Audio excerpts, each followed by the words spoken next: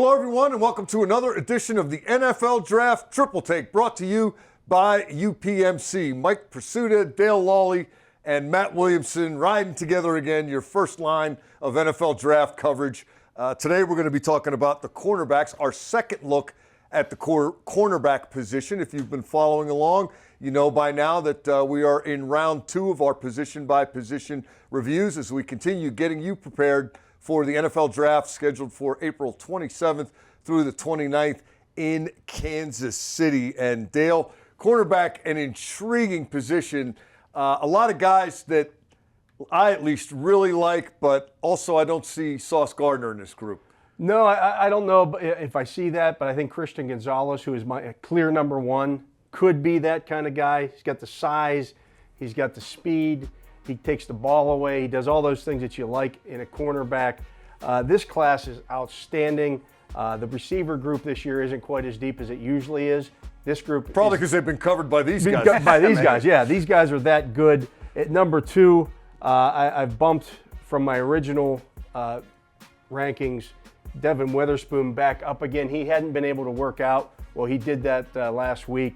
4.42, 4.46 in his 40. Good enough for me. Plenty good enough. Yeah, plenty good enough for me to move him up there. At 3, I've got Joey Porter out of Penn State. Again, the length is outstanding there. Then you're looking at Deonte Banks out of Maryland. Just a great tester and a pretty good player as well. And I made a little change at number 5. I did initially had Cam Smith there out of South Carolina. I'm bumping Mr. Emmanuel Forbes up there. Ball production, ball production, ball production. 14 interceptions, 6 of them back to the house in his career. You know, I have almost the exact same, not just 5, but the order. My only change, it's not a change, it's a change from yours. I went with Devin Witherspoon, number 1. The first time, I'm sticking with Devin Witherspoon. I don't know, I tend to see a lot of the Big Ten guys play, and that guy certainly made an impression. I don't see Oregon as much, no offense to Christian Gonzalez. The way this guy sticks people. Oh, he's nasty. And I know that might not necessarily be quality 1 that you're looking for in a corner, but when you can throw that in with everything else, I think that separates him a little bit from the pack. Forbes' ball production, Dale, as you mentioned, it's ridiculous. The only question is he's 166 pounds. Yeah, you guys want to talk me out of, a 166-pound guy as a top 5 at a position? Dale, you'd be the wrong guy to ask because you got him there too. Right, and he was my 6. I left him off the 5 for that reason only, but I kind of regret it, and that's not anything against Cam Smith. Cam Smith, to me, is just more prototypical. You know, I mean, he's doesn't have extreme strengths. He doesn't have extreme weaknesses, where Forbes is the total opposite. I mean, I honestly think Forbes' tape is the best of anyone out here, maybe the exception of Witherspoon. But 166 pounds was hard for me to get around. I mean, his waist is very narrow. His lower body, his calves don't have any definition. But his tape is phenomenal, and as Dale mentioned, he gets his hands on the football all the time. And he takes it to the house. I mean, he takes it to the house. The pick 6 thing, it dates back to high school with that guy. Yeah, and he's got really long arms. He'll mix it up in the run game. He's aggressive. He's just lean, and I probably shouldn't have held that against him as much as I did. That was also the reason for this being 1 and 2 as well. Witherspoon's 180 pounds. Gonzalez is 200-ish, better defined, a little bit thicker. I think he's more athletic than Witherspoon. The people that track it, though, Witherspoon basically broke the charts in terms of, not allowing completions this year. I mean, just ridiculous production to the point where people just didn't throw at him in a really good secondary there in Illinois. That's the problem with a lot of these guys. Yeah, they're all so good that they rarely got tested this past season. You just don't throw the ball their direction. I think that applies to these two as well, that are more prototypical press man coverage players that don't have great interception numbers, but they don't allow completions either. People in Porter's case, a lot of passes defense, a ton, not a lot of picks. Yep. Who you have on the almost made the top 5 list? Certainly these guys. Forbes was a really close 6, and maybe if I thought it over, I would put him in at 5. A really interesting player, sort of in the Forbes mold, though, is LaDainian Tomlinson's nephew. His tape is every bit as good as Witherspoon's, every bit as good as Forbes. He's just extremely short. Jim Thorpe Award. Right. I mean, a phenomenal football player. And everyone just looks at him and says, well, he's a slot. He's short. Maybe, but he lined up outside He never almost played every the slot in snap. college, No, because ever. he's too good. Yeah, just because he's 5'8", you automatically put him in the slot. Yeah.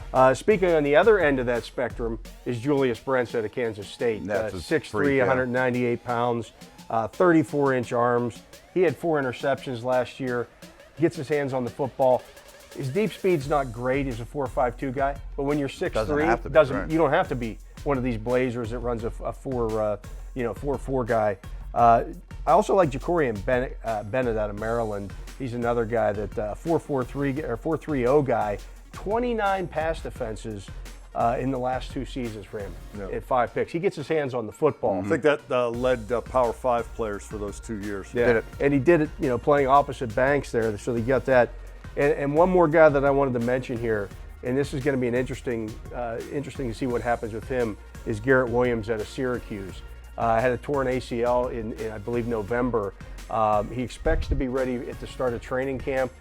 He would have been pushing to be in this top 5 group somewhere potentially had that not happened.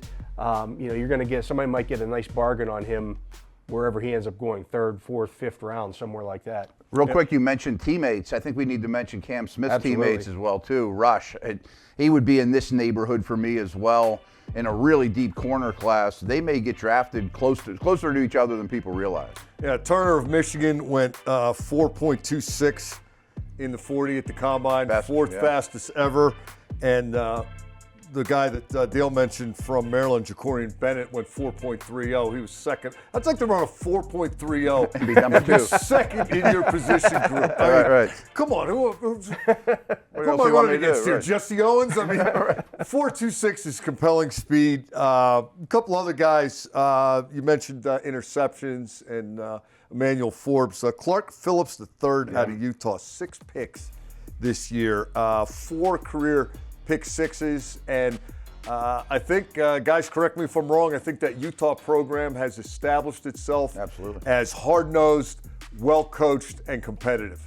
Unlike so some when of you're these looking guys, at their though, guys, yeah. you start with those 3 qualities and move from there. I think he's a slot, though. I'm not even holding that against him. I mean, a lot of these corners are outside prototypical dudes. I think Phillips no is a slot. but those guys play a lot too. Oh, yeah, tons. Absolutely. So they're important. And, we've talked about bloodlines from time to time as we go over these positions. This might be, if not the best one, a top 3 bloodlines.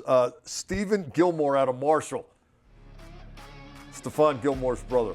Yes. Former Defensive Player of the Year with the Patriots. And let's not forget Caillou Blue Kelly as well. You're my boy, Blue. Yeah, his father played for Coach Tomlin, right? That's another one as well. Surprised he didn't go to Kansas. See what I did there? Yeah, Lost in the wind. Yeah. Google the movie, you'll get it. That's going to do it for our second look at cornerbacks. But we're not done, so keep pounding those Steelers social media platforms for more pre-draft content. Much like you have seen here, we've still got the safeties to get to for a second time and a couple of mock drafts in store before the NFL gets around to doing it for real, April the 27th through the 29th in Kansas City. Until next time, thanks for finding us, however, and wherever you found us this time. For Dale Lolley and Matt Williamson, I'm Mike Prisuta. This has been the NFL Draft Triple Take, brought to you by UPMC.